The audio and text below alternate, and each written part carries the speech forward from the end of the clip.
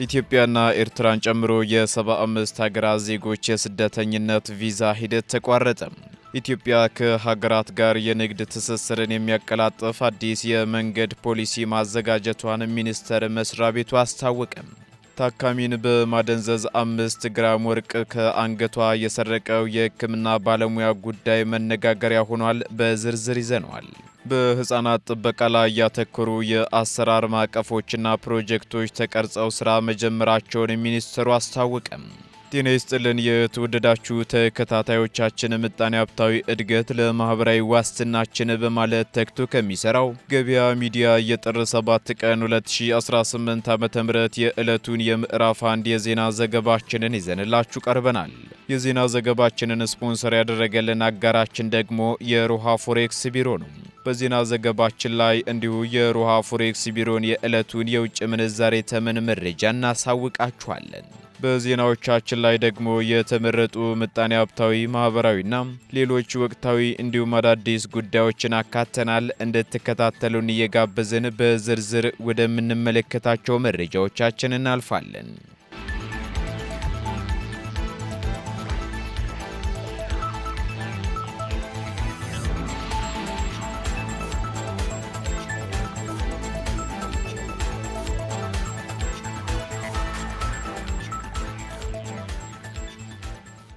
ኢትዮጵያ የጎረቤት ሀገራት የንግድ ትስስርን የሚያቀላጥፍ አዲስ የመንገድ ፖሊሲ ማዘጋጀቷ ተገለጸ። የትራንስፖርትና ሎጂስቲክ ሚኒስቴር ኢትዮጵያ ከጎረቤት ሀገራት ጋር ያላትን የንግድ ልውውጥ ወደ ላቀ ደረጃ ለማሸጋገርና የጭነት ፍሰቱን ለማቀላጠፍ የሚያስችል አዲስ ስትራቴጂካዊ የመንገድ ፖሊሲ አቅጣጫ ማዘጋጀቷን አስታውቋል። ይህ አዲስ ፖሊሲም የምስራቁን የንግድ ኮሪደር ማዕከል ያደረገ ነው የተባለ ሲሆን የጭነት ተሽከርካሪዎች ያለምንም እንግልትና መስተጓጎል ድንበር ተሻግረው እንዲንቀሳቀሱ በማስቻል የሀገሪቱን የሎጂስቲክ ወጪ በከፍተኛ ሁኔታ ይቀንሳል ተብሏል። ፖሊሲው ያለፉ ተሞክሮችን መሰረት በማድረግ የወደፊት የልማት ግቦችን በግልጽ አስቀምጧል ሲሉ በትራንስፖርትና ሎጂስቲክ ሚኒስቴር የሚኒስትሩ አማካሪ ከድል ማግስት ኢብራሂም ተናግረዋል። በተለይም በጅቡቲ በደቡብ ሱዳንና በኡጋንዳ በኩል የሚያልፉ የኮሪደር ልማቶችን በጋራ ለማስተዳደር የሚያስችሉ ስምምነቶች መፈረማቸውን አማካሪው ጠቁመዋል። እነዚህ ስምምነቶችም የኮሪደር ማኔጅመንት ስርዓቱን በማዘመን የንግድ እንቅስቃሴውን በቅንጅት ለመስራትም የታለሙ መሆናቸውንም አክለዋል። በተጨማሪም ይህ አዲስ አሰራር የባለቤትነት ስሜትን የሚያረጋግጥና የሎጂስቲክ ወጪን በከፍተኛ ደረጃ የሚቀንስ ስለመሆኑም ተናግረዋል። ኢትዮጵያ በምስራቅ አፍሪካ ያላትን የኢኮኖሚ የበላይነት ለማስጠበቅም የሎጂስቲክ ዘርፉን ማዘመን አማራጭ የሌለው ጉዳይ መሆኑን ደግሞ ሚኒስቴር መስሪያ ቤቱ አስታውቋል።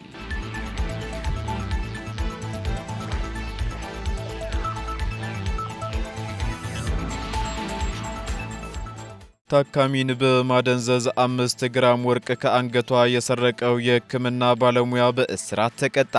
ወንጀሉ የተፈጸመው መስከረም 16 ቀን 2018 ዓ.ም በኦሮሚያ ክልል ሰሜን ሸዋ ዞን ፊቼ ከተማ በግል ሆስፒታል ሲሆን ግለሰቧ የደም ግፊት ምርመራ ለማድረግ በሄደችበት ወቅት ነው ተብሏል። በዚህም በክሊኒኩ ውስጥ በማገልገል ላይ የነበረ ፍቃዱ እሸቱ የተባለው ነርስ ታካሚዋን ወደ ምርመራ ክፍል አስገብቶ የመመርመሪያ አልጋ ላይ እንድትተኛ ካደረገ በኋላ አልኮልና ሌሎች የሚያፈዙ መድኃኒቶችን አንገትና አፍንጫዋ አካባቢ በመቀባት ራሷን እንድትስት በማድረግ ባለ 21 ካራት 5 ግራም የአንገት ሀብል ወርቅ ከአንገቷ ላይ አውልቆ እንደወሰደም የፊቼ ከተማ አስተዳደር ፖሊስ ጽሕፈት ቤት ኃላፊ ኢንስፔክተር ታምሩ ቶልቻ ተናግረዋል። የጤና ባለሙያው ይህንን ድርጊት ከፈጸመ በኋላም ታካሚዋ ስትነቃ የአንገት ሀብሏን እንደተሰረቀች በመረዳት እንዲመልስላት በጸባይ ብትጠይቀውም የጣልሽበት ፈልጊ በማለት ሲክድ ወዲያው ለጸጥታ አካላት በማመልከት ድርጊቱ ወደ ሕግ ቦታ እንዲመጣ መደረጉን ኢንስፔክተሩ ገልጸዋል። ጉዳዩም ወደ ፖሊስ ከቀረበ በኋላ የጤና ባለሙያው ጉዳዩን እንደማያውቅ ተከራክሮ የነበረ ቢሆንም ፖሊስ ባደረገው ጥልቅ ምርመራ ግን ድርጊቱን መፈጸሙን አምኖ የአንገት ሀብሉን በፌስታል ጠቅልሎ በሚሰራበት ክሊኒክ ጓሮ ከቀበረበት ቆፍሮ በማውጣት ለፖሊስ ማስረከቡን ብስራት ሬዲዮ ዘግቧል። ፖሊስ ምርመራውን በተገኘው ኤግዚቢትና በግል ተበዳይ ቃል በማጠናከርም የምርመራ መዝገቡን ለአቃቤ ሕግ ልኳል። የአቃቤ ሕግ ክስን የተከታተለው የግራር ጃርሶ ወረዳ ፍርድ ቤትም ጥር 5 ቀን 2018 ዓ.ም በዋለው ችሎት ተከሳሽ ፍቃዱ እሸቱ በ2 ዓመት ከ9 ወር እስራት እንዲቀጣና የሙያ ፍቃዱም እንዲሰረዝ የተወሰነበት መሆኑን ኢንስፔክተር ታምሩ ተናግረዋል።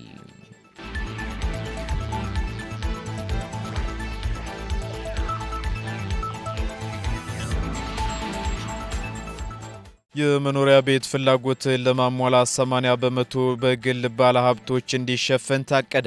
የከተማና መሰረተ ልማት ሚኒስቴር በከተሞች የመኖሪያ ቤት ፍላጎትን ለማሟላት 80 በመቶ በግል ባለሀብቶችና 20 በመቶ ደግሞ በመንግስት እንዲሸፈን መታቀዱን አስታውቋል። በዚህም በሚኒስትሮች ምክር ቤት ለመጀመሪያ ጊዜ የቤቶች ፖሊሲ መጽደቁን የገለጹት የከተማና መሰረተ ልማት ሚኒስትሯ ወይዘሮ ጫልቱ ሳኒ ነገር ግን ሁሉንም ሰው የቤት ባለቤት ማድረግ አይቻልም ሲሉ ተናግረዋል። ስለሆነም የቤቶች ፖሊሲን ተከትለው በሚወጡ መመሪያዎች መንግስት 20 በመቶውን ለአቅመ ደካሞችና ለሀገር ባለውለታዎች የመኖሪያ ቤት እንዲሰራ የሚያደርጉ መሆናቸውን አብራርተዋል። የተቀረውን 80 በመቶ ደግሞ መንግስት ምቹ ምህዳርን እየፈጠረ የግል ባለሀብቱ እንዲሳተፍ በማድረግ አቅም ያለው የቤት ባለቤት እንዲሆን አሊያም ደግሞ በገቢው ልክ የሚከራይ አማራጭን እንዲያገኝ ማድረግ መሆኑን ገልጸዋል። ከዚህ ቀደም የቤት ፖሊሲ እንደ ሀገር አለመኖሩን ያስታወሱት ሚኒስትሯ በመንግስት በከተሞች ይሰራ የነበረው የጋራ መኖሪያ ቤት ወይንም ኮንዶሚኒየም መንግስት በስፋት የተሳተፈበት መሆኑና የፕሮጀክት አፈጻጸሙ መዘግየትን ጨምሮ ትክክል ያልሆኑ አሰራሮች እንደነበሩም ተናግረዋል።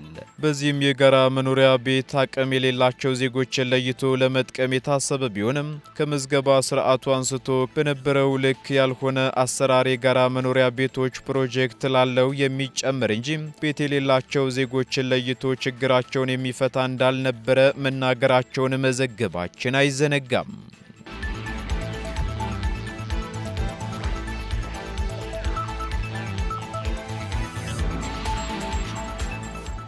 በተለያዩ ሰው ሰራሽና ተፈጥሯዊ ክስተቶች ምክንያት ሕፃናት ለበርካታ ጥቃቶች የሚጋለጡበት አጋጣሚ እየሰፋ መሆኑ ተነገረ። ይህ የተባለው ደግሞ የሕፃናት ጥበቃ ጉዳዮች ላይ ያተኮረ የምክክር መድረክ ከሚመለከታቸው ባለድርሻ አካላት ጋር እየተካሄደ ባለበት ወቅት ነው። በዚህም በተለያዩ ሰው ሰራሽና ተፈጥሯዊ ክስተቶች ምክንያት ሕፃናት ለጉልበት ብዝበዛ፣ ለጎዳና ተዳዳሪነት፣ ለሕገወጥ ፍልሰት፣ ለጎጂ ልማዳዊ ድርጊቶች፣ ደህንነቱ ባልተጠበቀ የበይነ መረብ አጠቃቀም የሚደርሱ ጥቃቶች፣ ለጾታዊ ትንኮሳና ተያያዥ ጥቃቶች የሚጋለጡበት አጋጣሚ እየሰፋ መሆኑን የሕፃናት መብትና ጥበቃ መሪ ስራ አስፈጻሚ ወይዘሮ ዘቢዳር ቦጋለ ተናግረዋል። በተጨማሪም ከጊዜ ወደ ጊዜ እየተስፋፋና ዓለም አቀፋዊ ችግር እየሆነ የመጣው ደህንነቱ ያልተጠበቀ የበይነ መረብ አጠቃቀም ደግሞ በሕፃናት ትምህርት አቀባበልና ውጤታማነት፣ በጤናና እክል የማህበራዊ ተግባቦት መቀነስ ብሎም ለአስከፊ ጥቃቶች፣ በስነ ልቦና ጫናና ሁለንተናዊ ስብዕና ላይ ከፍተኛ ተጽዕኖ እያሳደረ መሆኑንም አስረድተዋል። በሌላ በኩል ሕፃናት የሚገጥሟቸውን ችግሮች አስቀድሞ ከመከላከል ጎን ለጎን ዘላቂ መፍትሄ በማበጀት መብትና ደህንነታቸውን ለማስጠበቅና ትውልድን ለመታደግ ከሴክተሩም ሆነ ከባለድርሻ አካላት ብዙ መሰራት ይጠበቃል ተብሏል። በሕፃናት ደህንነትና ጥበቃ እንዲሁም በበይነ መረብ አጠቃቀም ዙሪያ ራሳቸው ሕፃናትን ጨምሮ ቤተሰብን፣ መምህራንን፣ ተማሪዎችና ማህበረሰቡን በሰፊው ማስገንዘብና ማንቃት መፍትሄ እንደሆነም ተመላክቷል። በዚህ ረገድ የሴቶችና ማህበራዊ ጉዳይ ሚኒስቴር ከቻይልድ ፈንድ ኢትዮጵያ ከዩኒሴፍና ከሌሎች የልማት አጋራት ጋር በመተባበር በሕፃናት ጥበቃ ላይ ያተኮሩ የተለያዩ የአሰራር ማዕቀፎችንና ፕሮጀክቶችን በመቅረጽ በስራ ላይ መዋሉም ተገልጿል።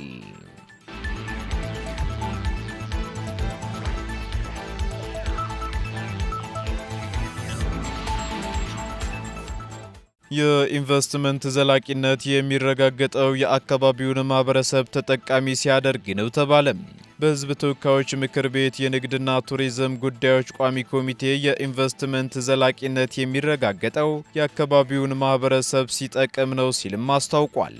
በመሆኑም በግል ባለሀብቶች እየለማ ያለው የእርሻ ልማት ማህበራዊ ኃላፊነትን በመወጣት የተሰራው ስራ መስፋት ያለበትና ለሌሎችም አካባቢዎች ጭምር እንደ ልምድ ሊወሰድ የሚገባው ነው ሲሉ የንግድና ቱሪዝም ጉዳዮች ቋሚ ኮሚቴ ምክትል ሰብሳቢ አቶ ዮሐንስ መስፍን ተናግረዋል። በዚህም የተፈጥሮ ማዳበሪያ በራስ አቅም ለማዘጋጀት እየተሰራ ያለው ስራም ወጪን የሚቀንስና ለአካባቢው ማህበረሰብ ጭምር እንደ ማሳያነት ስለሚጠቅም ተጠናክሮ መቀጠል እንዳለበት ቋሚ ኮሚቴው አመላክቷል። በተጨማሪም የእርሻ ልማት ዘርፉ የሚፈልገውን ትራንስፎርሜሽን እውን በማድረግ ላይ ያለ በመሆኑም ለሌሎች በዘርፉ መሰማራት ለሚፈልጉ ኢንቨስተሮች ማሳያ እንደሚሆን የቋሚ ኮሚቴው አባላት ገልጸዋል። በዚህም ደግሞ የተጀመረው የእርሻ ልማት ከ81 በላይ ለሚሆኑ ሰዎች ቋሚና ጊዜያዊ የሥራ ዕድል የፈጠረ የኢንቨስትመንት ዘርፍ መሆኑንና ከዚህ ውስጥ ደግሞ 10 በመቶ የሚሆኑት ሴቶች እንደሆኑ ተነግሯል።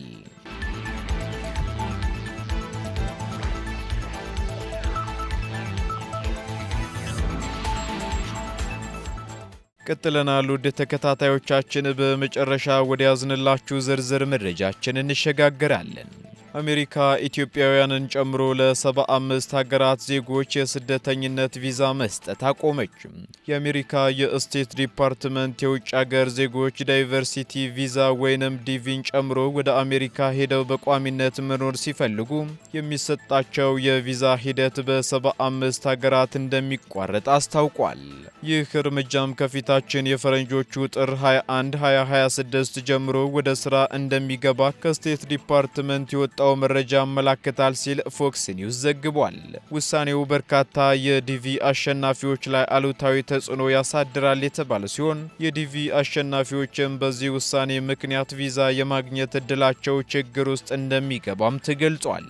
በዚህ የአሜሪካ እርምጃ ሂደቱ ይቋረጥባቸዋል ከተባሉ ሀገራት መካከል ደግሞ ኢትዮጵያ፣ ግብጽ፣ ሶማሊያ፣ ኤርትራና ሩሲያን ጨምሮ 75 ሀገራት ይገኙበታል ተብሏል።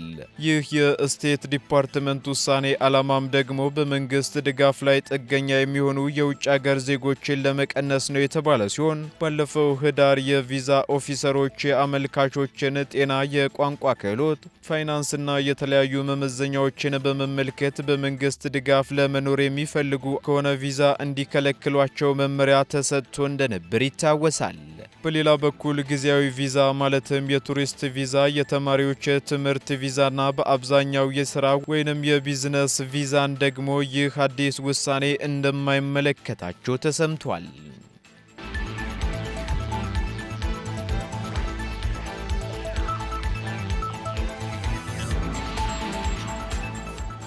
ቀጥለናል። ውድ ተከታታዮቻችን በመጨረሻም የሮሃ ፎሬክስ ቢሮን የዕለቱን የውጭ ምንዛሬ ተመን መረጃ እናጋራችኋለን። አንድ የአሜሪካ ዶላር 178 ብር ከ55 ሳንቲም እየተገዛ 182 ብር ከ12 ሳንቲም እየተሸጠ ይገኛል። ፓውንድ ስተርሊንግ 230 ብር ከ22 ሳንቲም እየተገዛ 234 ብር ከ82 ሳንቲም እየተሸጠ ይገኛል።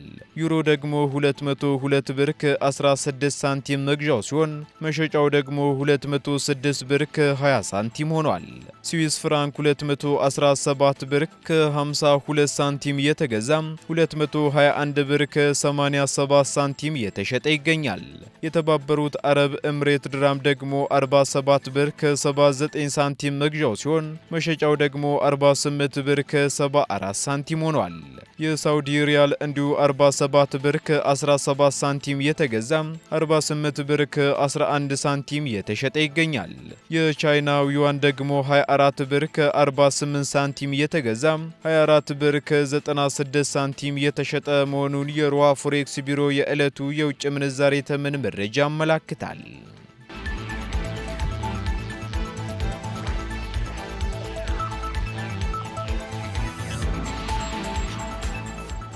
የተወደዳችሁ የገበያ ሚዲያ ተከታታዮቻችን ለምዕራፍ አንድ ያዝንላችሁ ኢኮኖሚያዊና ማህበራዊ መረጃዎቻችን እነዚህን ይመስሉ ነበር። አዳዲስ እንዲሁም ትኩስ ኢኮኖሚያዊና ማህበራዊ መረጃዎቻችንን ለማግኘት ታዲያ የገበያ ሚዲያን እንድትወዳጁ እንጋብዛለን። ሰናይ ጊዜን ተመኘን።